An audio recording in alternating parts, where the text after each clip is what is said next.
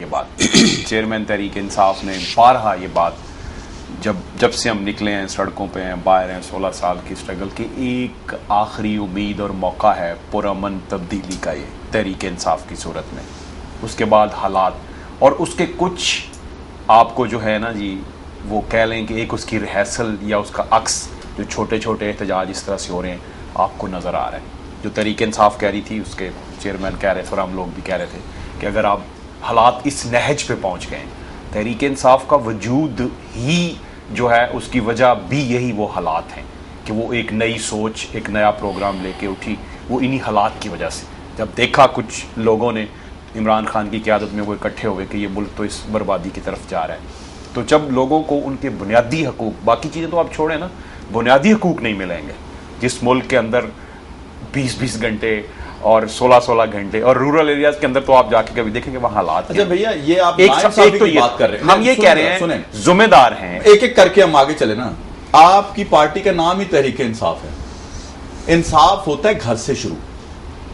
आप पहले अपने वर्कर्स के साथ तो इंसाफ कर लें। मैं उस पर आ रहा था। मैंने इसलिए कहा कि आपके 3 सवाल हैं, उसमें मैं कर रहा था। पहली बात तो ये है कि ये जो 64 साल में हुक्मरान तबका इस मुल्क के अंदर हुक्मरानी करता रहा है, वो जिम्मेदार है।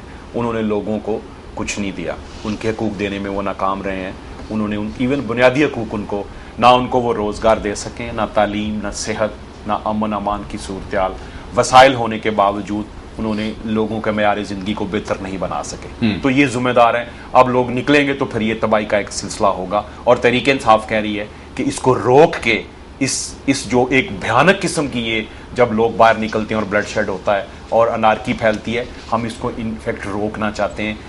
एक पुरअमन पर्ची के जरिए से, वोट के जरिए से तब्दीली आए। और एक बात, दूसरी बात जो आप कर रहे हैं कि हमारी पार्टी के अंदर जो मुख्तलिफ जमातों के लोग शामिल हुए हैं, सबसे पहली बात तो आपको चेयरमैन इमरान खान से लेकर और तहरीक इंसाफ की हर लेवल पे जो हम बात कर रहे हैं और ओपनली कर रहे हैं कि वो इस पार्टी के मंशूर को मान के आ रहे हैं। हम ये भी कह रहे हैं कि जिस पे कोई एलिगेशन होगा ना उसको, मेरी बात मुकम्मल करें, पीपल्स पार्टी वाले मंशूर कहते जी हमें मुझे बात मुकम्मल करने दें। ना कोई ओहदे पे आ सकेगा और ना ही उसको कोई टिकट नहीं, उसके मैं बताने लगा ना। हमने पूरी पार्टी के अंदर यूनियन काउंसिल से लेके और चेयरमैन तक पाकिस्तान तहरीक इंसाफ के अंदर इंतखाबात का जो है वो अनाउंस। चल मुझे एक करके आप देखें शाह महमूद कुरैशी साहब की क्या स्ट्रगल है, उनको आपने वाइस चेयरमैन बना दिया, ठीक है।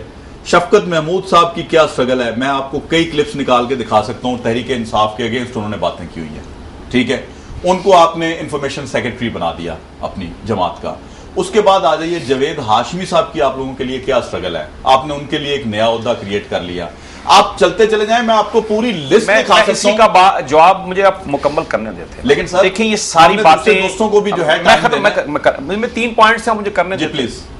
ये सारी बात पीछे चली जाएगी जब पार्टी के अंदर यूनियन काउंसिल से लेके और उसके चेयरमैन तक तमाम ओहदों का इंतखाब। लेकिन मैं इमरान खान साहब की एक स्टेटमेंट आपको बता सकता हूं कि उन्होंने कहा कि जब तक ये इलेक्शन होंगे शाह महमूद कुरैशी साहब इस क्राइटेरिया पे पूरे उतरेंगे, वो वाइस चेयरमैन होंगे।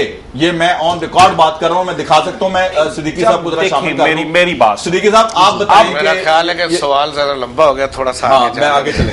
अच्छा मुझे ये बताएं कि आप देखें इनकी जमात की हद तक तो हम इनसे बात कर सकते हैं, लेकिन लोड शेडिंग में इनका हाथ नहीं है, बदअमनी में इनका हाथ नहीं है, दूसरे मामलात में इनका हाथ नहीं है। ये सवाल भी इनके ऊपर हम इसलिए उठाते हैं कि ये बात करते हैं इंसाफ की। तो आपकी पार्टी जो है, जिसके लोग छोड़ के इधर भी जा रहे हैं, नून में भी जा रहे हैं, नून के उधर जा रहे हैं, वो मुझे लगता है कि जैसे वो छतरियां पुराने जमाने में लगी होती थी ना, तो कबूतर उड़ते थे, कोई उसका कबूतर अपनी छतरी पे बिठाता था, वो अपनी दाना डालते थे, वो दाने के लालच में बैठ जाते थे। आप मुझे ये बताएं, आपके कबूतर तो उड़ के दाने के लालच में चले गए, लेकिन अगले कबूतर उड़ने से आप कैसे बचाएंगे जो अभी उड़ने के लिए तैयार बैठे हैं, और आप लोग होश के नाखुन नहीं ले रहे और अवाम को महंगाई में, लोड शेडिंग में, और आपने भूख की दलदल में मैं कहता हूं डुबो दिया। जी बिस्मिल्लाहिर्रहमानिर्रहीम। सबसे पहले तो मैं आपकी उस बात को सेकंड करता हूं जो आपने फरमाया कि कहीं ये वजह तो नहीं कि तहरीक इंसाफ का जो कारकुन है वो भी बदजन हो और वो सोच रहा है कि वही लुटेरे और चोर शामिल होते जा रहे हैं। ये बिल्कुल दुरुस्त बात है, एक ये भी वजह है और इसकी बहुत सी वजूहत हैं। दूसरी बात शायद आपने नज़रअंदाज की है कि ये जिस पार्टी का काम है ना, देखिए जब कोई जम्मे गफ़ीर जमा होता है तो उसमें बहुत से ख्यालात, बहुत सी सोच रखने वाले अनासिर मौजूद होते हैं। तो एक तो ये आंसर भी हो सकता है जो आपने फरमाया। दूसरी बात यह है कि जिनके मफादात इनसे टकराते हैं, इनके दफातर तो उन्होंने जलाए जिनके साथ इनके वोटर साझे हैं। दूसरी बात यह है। और तीसरी बात यह कि आपने फरमाया कि ये भी बरसरे इक़्तिदार नहीं आए, लोड शेडिंग में इनका हाथ नहीं है। देखिए ये मिल्लत के ये भी मिल्लत के ये वोट आपके जरदारी साहब तो मियां साहब के छोटे भाई हैं ना, मियां साहब और ये वोट भाई हैं, वो ये वोट भाई हैं, क्योंकि इन्होंने आपस में भी और टकराना है। अच्छा। मैं ये आपको बतलाया देता हूँ कि इन्होंने अभी और टकराना है इन्होंने, क्योंकि इनके मफादात जो है ना वो टकराते हैं आपस में। अच्छा, दूसरी बात यह है कि आपने फरमाया कि ये इनका कोई अभी लोड शेडिंग या बिजली के हवाले से इनका कोई कंसर्न नहीं है। देखिए ये भी मिल्लत के एक फर्द है, इनका भी कंसर्न है, लेकिन उनके पास इख्तियार। देखिए ये लीडर का काम क्या होता है कि कौम को यकजा करे। अगर कोई मसला अगर कौम पे दरपेश है, ये खुद क्रिएट करदा। मैं पहले भी कहा करता हूँ कि देखिए 27 साल पंजाब में हो गए पाकिस्तान मुस्लिम लीग नून की हुकूमत को, मुख्तलिफ अशकाल में 52% सूबे पे आज तक हुकूमत रही और वजारत उज़्मा पे भी 2 बार विराजमान हुए, लेकिन एक यूनिट बिजली पैदा नहीं, एक यूनिट बिजली आपकी ज्यादा बनती है हुकूमत।